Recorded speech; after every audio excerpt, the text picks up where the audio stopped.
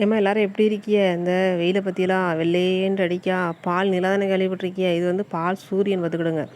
இந்த வெயில் அடிக்கும் போதே நம்ம என்னென்ன கழுவி காய வைக்கணுமோ அதை கழுவி காய வச்சிடலாமா? ஆனால் நிறைய காய வேண்டி இருக்குது. அரிசி அப்புறம் கோதுமைலாம் காய வேண்டி இருக்குது. ஆனால் இன்றைக்கி வந்து ஒரு வேளை தான் செய்ய முடியும். கோதுமையை காய வச்சு எடுத்துரும் அப்படின்னு சொல்லிட்டு கோதுமையை வந்து கழுவிக்கிட்டு இருக்கேன் பார்த்துக்கிடுங்க.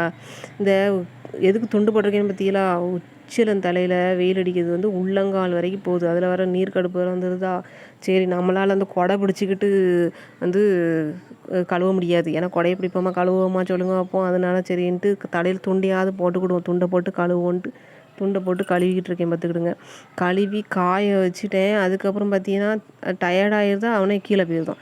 கீழேயும் மேலேயும் ஒரு எத்தனை வாட்டி ஏறி ஏறி இறங்கியிருக்கேன் தெரியுமா? திடீர்னு வெயில் பெய்யுறது ஒரு மாதிரி மங்கல் கலர் ஆயிடுதா, திடீர்னு மழைக்குள்ள வந்துருமோன்னு மேலே வருது. அப்புறம் சுள்ளுன்னு வெயில் அடிக்க அப்புறம் கீழே போகிறது. இப்படியே காய வச்சு நல்லா முறுமுறுன்னு காய வச்சு இன்றைக்கி எடுத்தேன் பார்த்துக்கிடுங்க. அதுக்கப்புறம் முக்கியமான வேலை ஒன்று பார்த்தேன் பார்த்துக்கிடுங்க. என்ன தெரியுமா? உங்களுக்கு இந்த இது காற்றடிக்கும் போதெல்லாம் ஒரு பப்பாளி மரத்தை காட்டுவேன் பார்த்தீங்களா? நல்லா காற்றடிக்கும் போது நல்லா ஆடும் பார்த்தீங்களா அந்த பப்பாளி மரம். அதில் என்ன ஆகிட்டு பார்த்தீங்கன்னா, இந்த பாம்பு இருக்குல்ல, பாம்பு அது வந்து குட்டி பாம்பு. பெரிய பாம்புலாம் வந்து ஏறிக்கிடாது பார்த்துக்கிடுங்க. இந்த குட்டி பாம்பு இருக்குல்ல, ஏறி ஒரு நாளைக்கு உள்ளே வந்துட்டு பார்த்துக்கிடுங்க. அது வந்து நானும் என் சின்னம்மாவை என் பிள்ளையும் தான் போட்டு நாங்கள் அடித்தோம். எங்கள் வீட்டுக்கார யாரும் வேலைக்கு போயிட்டாவளா, பக்கத்தில் யாரையும் கூப்பிடுறதுக்குள்ள எங்கேயாவது ஓடிடக்கூடாதுல்ல. அதனால நான் என்ன பண்ணிட்டேன்னா, நானும் என் பெரியம்மாவளும் போட்டு ஒரு மன தைரியத்தில் தான் அடித்தோம் பார்த்துக்கிடுங்க. அது விஷப்பாம்பா விஷம் இல்லை பாம்பானலாம் தெரியாது. ஒரு தைரியத்தில் அடித்தாச்சு.